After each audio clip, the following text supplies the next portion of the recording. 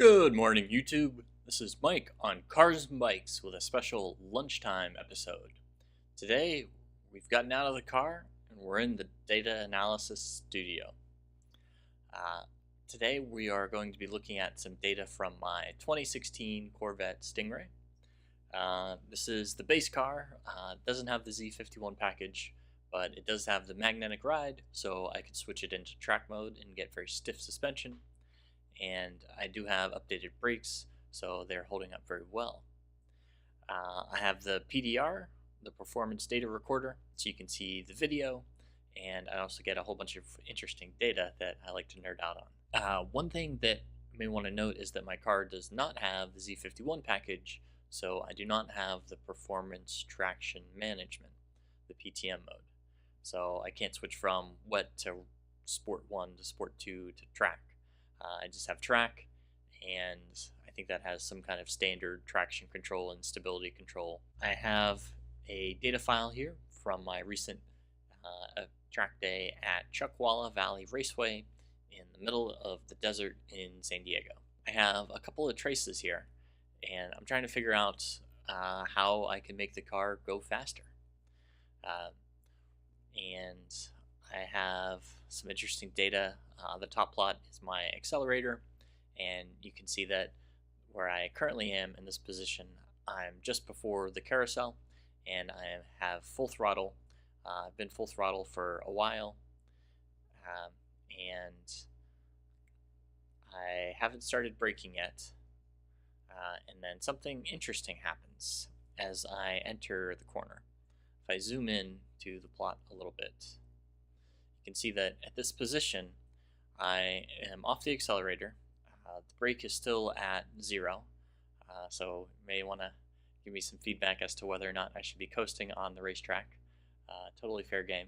What I think is interesting are these bottom two traces where it says traction control active and vehicle stability active.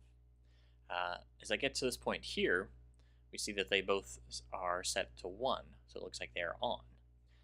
Also in the video, I see the little car with the wavy lines, and it looks like the stability control has activated itself. I'm really confused as to why the stability control is active at this point.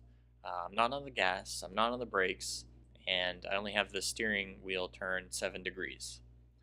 And this stays on through most of the corner as I'm entering. And then as I get to maximum brake pressure,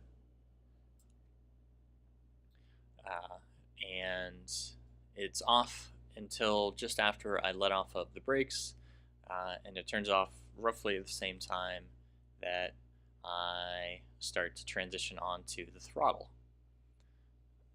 So as I'm turning onto the throttle, stability control turns on a little bit, but then is off as I am accelerating out of the corner and onto the next straight. And the same thing happens on just about every single corner. I think this one, if I zoom in a little bit more, it makes a little bit more sense, where I have been accelerating and then I quickly transition to the brake a little bit better, as I should. And as I'm building up to maximum brake pressure, this is when the stability control turns on. This kind of makes more sense. Maybe the car wants to slow itself down a little bit, and it's helping me by keeping me, helping me turn the car, I guess. But I'm trying to figure out if these traction control active and vehicle stability active are actually showing that the car is either killing the spark or activating the brakes, and I can't really figure that out based on the information I have here. The whole idea is I'm trying to figure out how to go faster, and I'm considering trying to turn something off.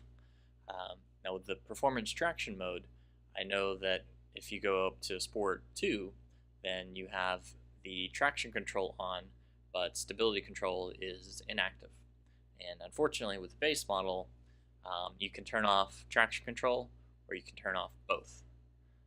You can't just turn off the stability control. So I'm trying to figure out what the next step would be, and I don't really want to turn everything off. and I don't have the Z51. So this is my dilemma. I want to give a shout out to Hypo Driver, who taught me how to use this Cosworth toolbox. I think it works really well. It's the Pi toolbox.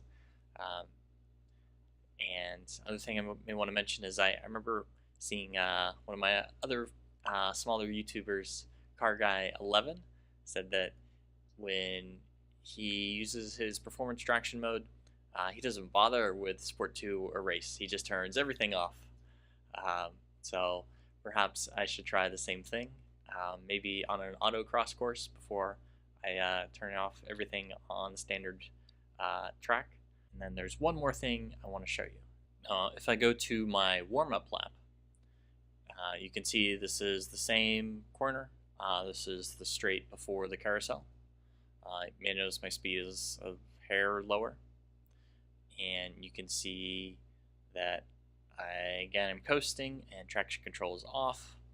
I enter the corner, traction control is still off. I go through the corner at roughly the same speed here. I think the low speed is 64. Maybe I go a little bit slower towards the end. But on this one, traction control didn't engage at all. So I don't know why it engages sometimes but not others.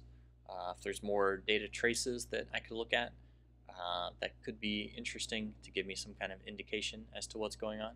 And the last thing I want to show is my split times and my fastest lap. So my best lap of the day was this 2:18.92, which I'm proud of. And the theoretical fastest lap, it shows me at 2:18.59, so not a whole lot faster. Really did a really good job on the course on lap number 5. So hoping for more laps like that, and I'll look for other ways to gain a few seconds on this racetrack.